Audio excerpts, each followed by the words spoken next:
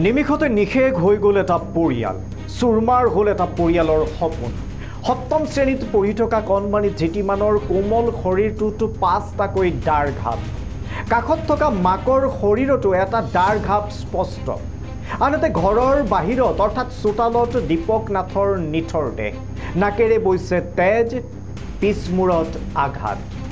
কিমান নৃশংস কিমান ভয়ংকৰ কিমান লোমহৰ্ষক চিপাঝাৰৰ এই ঘটনা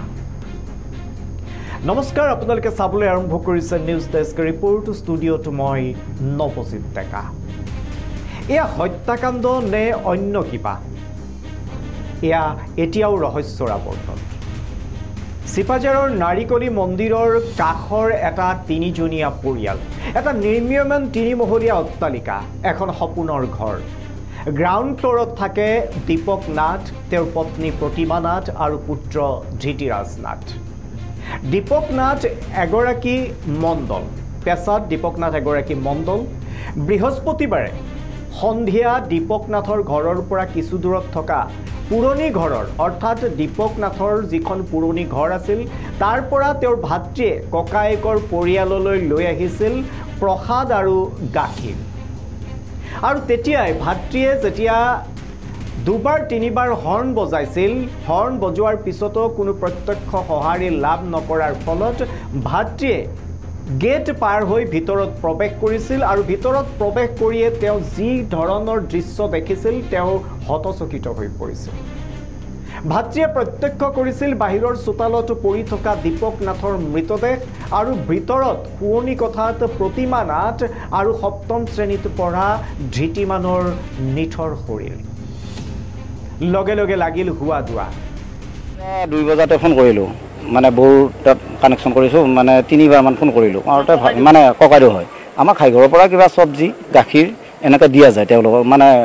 ঘৰুৱা বস্তু আৰু ইয়াতে দি পঠাওঁ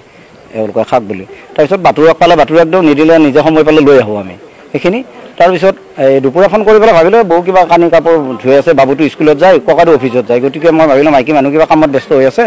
গতিকে এতিয়া আৰু যোগাযোগ নকৰোঁ মাহঁতে ক'লে সন্ধিয়াকৈ লৈ যাবি তই নামঘৰত কিবা এখন আমাৰ ৰাজহুৱা নামঘৰত কিবা অনুষ্ঠান এটা আছিলে এই অনুষ্ঠানৰ পৰা কিবা অলপ প্ৰসাদ আনিছে আৰু অলপ গাখীৰ লৈ মই তেনেকৈ আহিছোঁ এই সন্ধিয়া মই আমাৰ ঘৰুৱা কাম বনত ব্যস্ত থাকোঁ গধূলি মই গোহালি গৰু বান্ধিলোঁ গৰু বান্ধি উঠি পেলাই ভাবিলোঁ চকতো যাম গাখীৰখিনিও লৈ যাম বহুতক দি থৈ যাম এনেকুৱা আৰু তাৰপিছত গাখীৰখিনি আৰু প্ৰসাদখিনি লৈ আহি মই ইয়াতে 3-4বাৰ বাইকৰ পৰা হৰণ দিলোঁ 4বাৰমান মাতিলোঁ মাতাৰ পিছত মানে কোনো তেওঁলোকৰ সাহস নাপায় মই গেটৰ ওপৰত পাৰ হৈ আহিছোঁ গেটটোৰ ওপৰত পাৰ হৈ আহি এই প্ৰথম দেখিছোঁ যে ককাইদেউ ইয়াতে মানে মৃত অৱস্থাত পৰি আছে বাহিৰত আৰু গেটটোত ভিতৰৰ পৰা তলা লগাই আছে আৰু ঠিক নেক্সট দ্বিতীয়বাৰ মই ভিতৰত গৈছোঁ ভিতৰত যাই দেখিছোঁ বৌ সেনেকৈ মৃত অৱস্থাত পৰি আছে আৰু বাবু সেনেকৈ মৃত অৱস্থাত পৰি আছে আৰু আঘাত হৈ আছে মানে হয় মূৰত আঘাত হৈছে তেওঁলোকক দাৰে ঘপিয়াইছে নিশ্চয় চকা অস্ত্ৰৰে ঘপিয়াইছে আৰু আপুনি যেতিয়া দেখিছিল প্ৰথম আহি দেখিছিল ককাইদেউক দেখিছিল কি অৱস্থাত দেখিছিল মৃত অৱস্থাত নাই একো আঘাতৰ চিন তেখেত মানে কি নাকে জাতি জ্বলাই আছে সেইখিনি আৰু ব্লাড হয় ৰক্তাক্ত আছে বকৰ 6 ঘৰত চাকৰি চাকলত চাকৰি কৰে ৰেগুলাৰ অহা যোৱা কৰে হয় আপোনালোকৰ কিবা সন্দেহ হৈছে এতিয়া ঘটনাটোক লৈ কিবা সন্দেহ হৈছে এতিয়া এইটো সন্দেহটো এতিয়া নিজে কৰিলে নে না আনে মানে কিবা কৰিছে এইটো আমি এতিয়া ক'ব নোৱাৰিম এটা তদন্তৰ আৰক্ষী মহোদয় আহিছে কিবা কণ্ডল আছিল নেকি আপোনাৰ বৌৰ সৈতে কিবা আছিল নেকি সেইটোতো আৰু সৰু সুৰা ঘৰুৱা চলি থাকে কিন্তু এনেকুৱাতো আমি কোনোদিনে পোৱা নাই সেইটো কথা চিচিটিভি বেয়া হৈ আছে বৰ্তমান মোকে কৈছে যে কাৰোবাৰ মেকানিক আনিলে পাৰিলে ভাল কৰিব লাগে এইটো প্ৰায় আজি 2 মাহমানৰ পৰা বেয়া হৈছিল আৰু এতিয়া মই সোধাও নাই যদি কিবা কাৰণত এইখিনি ভাল কৰিছে মই গমো পোৱা নাই এনেকুৱা এই পৰিয়ালটোৰ 3জনে সদস্য হয় আপোনাৰ ভতিজাটো হয় মৃত্যু হ'ল হয় 7ত পঢ়ি আছে 7ত পঢ়ি দিল্লী পাব্লিক স্কুল চাৰিআলি বাইহাটা চাৰিআলি হয় তেওঁ অহা যোৱা কৰে হয় স্কুলৰ পৰা অহা যোৱা কৰে হয় আজি স্কুলত যোৱা নাই নিশ্চয় দিনতে নিশ্চয় হয়তো ঘটনাটো হ'ল নেকি দেখি মানুহ আমি নাজানিম আৰু আমি 3জন ককাইদেউ ডাঙৰ আছিলে যিজন মৃত্যু হ'ল এতিয়া তেখেত ডাঙৰ আৰু মাজু ককাইদেউ আছে আৰু মই আছোঁ আমি যৌথভাৱে পুৰণি ঘৰখনত থাকোঁ আৰু তেখেত ইয়াতে নতুন ঘৰ কৰিছে যদিও তেখেত বেলেগ কিন্তু আমি মানে এটা যৌথ পৰিয়ালৰ আছে তেওঁ কোনো সামাজিক নীতি নিয়মৰ মাজেৰে লিখা পঢ়া বা বেলেগ হৈ মই ইয়াতে থাকিম তো তাত সেনেকুৱা নহয় পৰিয়াল বেছি হৈছে ইয়াত ককাইদেউ থকা আমি অট্টালিকা হয় এই অট্টালিকাটো নিৰ্মাণ কৰা কিমান দিন হ'ল অট্টালিকা নিৰ্মাণ কৰা আজি 5 বছৰে হ'ল 5-6 বছৰ এনেকুৱা আৰু চাকৰি কিমান বছৰ আছে 5 বছৰ আছে আৰক্ষী আহিল আৰক্ষী আৰম্ভ কৰিলে তদন্ত আহিল CIDৰ উচ্চস্তৰীয় বিষয়া আহিল ফৰেনচিকৰ বিষয়াও কিন্তু ঘটনাৰ ইমান ঘণ্টা পাৰ হৈ যোৱাৰ পাছতো ৰহস্যৰ উৰ পৰা নাই কোনে সংঘটিত কৰিলে এই নৃশংস হত্যাকাণ্ড হত্যাকাৰীৰ মোটিভ কি আছিল এই ট্ৰিপল মাৰ্ডাৰৰ আঁৰত কোন আৰক্ষীয়ে তদন্তৰ খাতিৰত কোনো কথা স্পষ্ট কৰা নাই যদিও প্ৰাৰম্ভিক তদন্তত আৰক্ষীয়ে কিন্তু কিছু ইংগিত দিয়া পৰিলক্ষিত হৈছে আনহাতে স্থানীয় ৰাইজৰ অভিযোগ আৰক্ষীৰ ওপৰত কিয়নো ৰাতি আৰক্ষী উপস্থিত হৈ গোটেই ঘৰটোতে তন্নকৈ নিৰীক্ষণ কৰিছিল কিন্তু তৃতীয় মহলাত থকা দীপক নাথৰ মোবাইল দীপক নাথৰ চেণ্ডেল আৰু এখন খুকুৰি তেতিয়ালৈ আৰক্ষীয়ে উদ্ধাৰ কৰিব পৰা নাছিল আজিহে পৰিয়ালৰ লোকে সেই সামগ্ৰীসমূহ উদ্ধাৰ কৰি আৰক্ষীক খবৰ দিয়ে আৰু তাৰ পাছত আৰক্ষী আহি সেই যিখিনি উদ্ধাৰ কৰা সামগ্ৰী সেই সামগ্ৰীখিনি নিজৰ জিম্মাত লয় স্থানীয় ৰাইজৰ মতে এয়া আছিল আৰক্ষীৰ গাফিলতি ক্ষিপ্ৰভাৱে তদন্ত চলিছিল ক্ষিপ্ৰভাৱে এনেকুৱাকৈ তদন্ত মই কালি ৰাতি 1:30 বজালৈকে ইয়াতে আছোঁ দেখিছোঁ তেওঁলোকে স্নিপাৰ ডগ লৈ আহিছে CID অফিচাৰ আহিছে গতিকে উচ্চপদস্থ প্ৰশাসনিক বিষয়া আহিছে তেখেতসকলে যে ওপৰলৈকে উঠি চাইছে সেইটো কথাও আমি দেখিছিলোঁ ইয়াৰ পৰা কিন্তু কালি চাওক কি হৈছে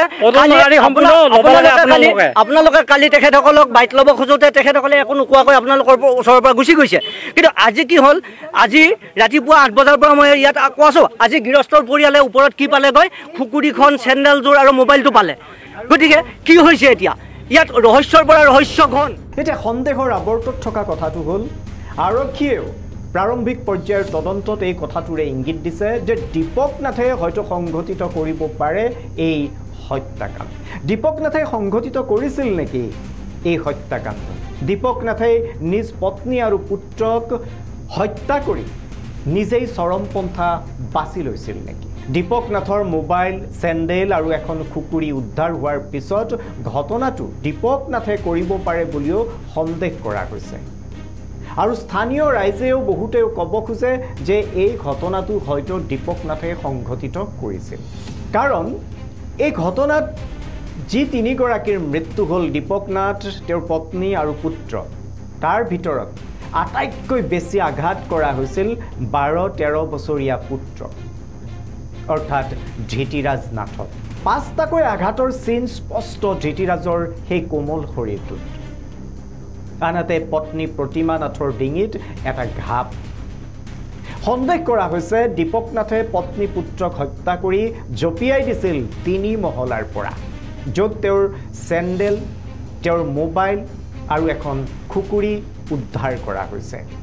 আনহাতে দীপক নাথৰ যদি আঘাতলৈ চোৱা হয় দীপক নাথে আঘাত পাইছিল তেওঁৰ মূৰত আঘাত পাইছিল আৰু তেওঁৰ নাকেৰে তেজ ওলাইছিল এতিয়া বহুতে সন্দেহ কৰিছে যে দীপক নাথে নিজৰ পত্নী পুত্ৰক হত্যা কৰি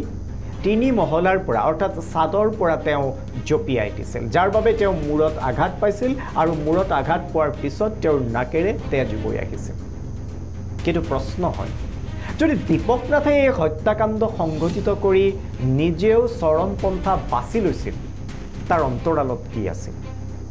আছিল নেকি পৰিয়ালকেন্দ্ৰিক কিবা সংঘাত নিজৰ মৰম লগা পুত্ৰৰ সৈতে দীপক নাথে এই কাৰ্য সংঘটিত কৰিব পাৰিবনে নে দুৰ্বৃত্তই প্ৰাণ ল'লে 3জনীয়া পৰিয়ালটো এতিয়া বহু প্ৰশ্ন উত্থাপিত হৈছে এই ট্ৰিপল মাৰ্ডাৰ সম্পৰ্কে আৰক্ষীয়ে স্নিফাৰ ডগ ব্যৱহাৰ কৰিছে ফৰেনচিকৰ দলে সকলো তন্নকৈ পৰীক্ষা কৰিছে আৰক্ষীৰ প্ৰাৰম্ভিক তদন্ত মতে কেৱল এজন মানুহে সেই শুৱনি কথাটোত সোমাই ওলাই অহাৰ চিন আছে অৰ্থাৎ এজন মানুহ সেই শুৱনি কথাটোত যিটো কোঠাত দীপক নাথৰ পত্নী আৰু পুত্ৰক তেওঁলোকৰ মৃতদেহ উদ্ধাৰ কৰা হৈছে সেই কোঠাটো মাত্ৰ এজন মানুহ সোমাই গৈছিল আৰু ওলাই অহাৰ যি চিন বা সন্দেহ কৰা হৈছে সেয়া আৰক্ষীয়ে কৈছে গতিকে দীপক নাথ এতিয়া সন্দেহৰ আৱৰ্তত আছে কিন্তু আৰক্ষীয়ে সম্পূৰ্ণ নকৰালৈকে আৰক্ষীয়ে যেতিয়ালৈকে তদন্ত সম্পূৰ্ণ নকৰে তেতিয়ালৈকে ক'ব পৰা নাযায় আসলতে হত্যাকাৰী কোন বহুতেই প্ৰশ্ন কৰিছে, বহুতৰে মুখত এটা প্ৰশ্ন হৈছে যে আগদিনা আৰক্ষীয়ে ইমান তন্ন তন্নকৈ চোৱাৰ পিছতো কিয় আৰক্ষীৰ চকুত নপৰিল সেই মোবাইল ফোন, সেই চেণ্ডেলযোৰ আৰু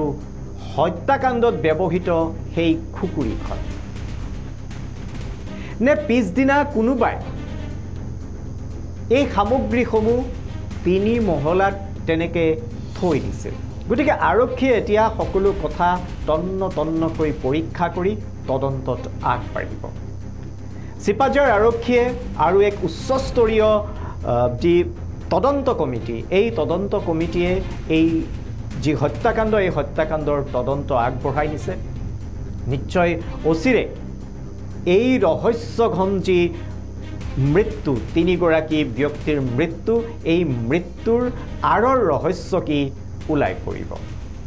এতিয়া একচুৱেলি মই ইয়াৰ পাছত গৈহে আছোঁ দৰঙলৈ। বেছিকটো মানে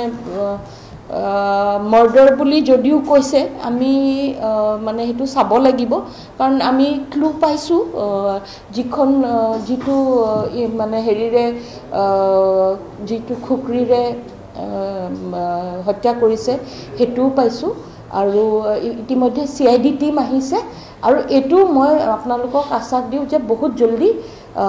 মানে এইটো হেৰি হ'ব, ক্ৰেক কৰিছোঁৱে। মানে মই জাগালৈ গৈ পেলাই আৰু এবাৰ গোটেইখিনি বস্তু চাই।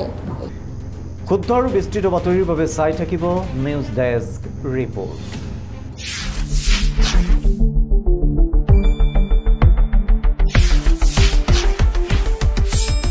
ক্ষুদ্ৰ আৰু বিস্তৃত বাতৰিৰ বাবে চাই থাকক নিউজ ডেস্ক ৰিপৰ্ট।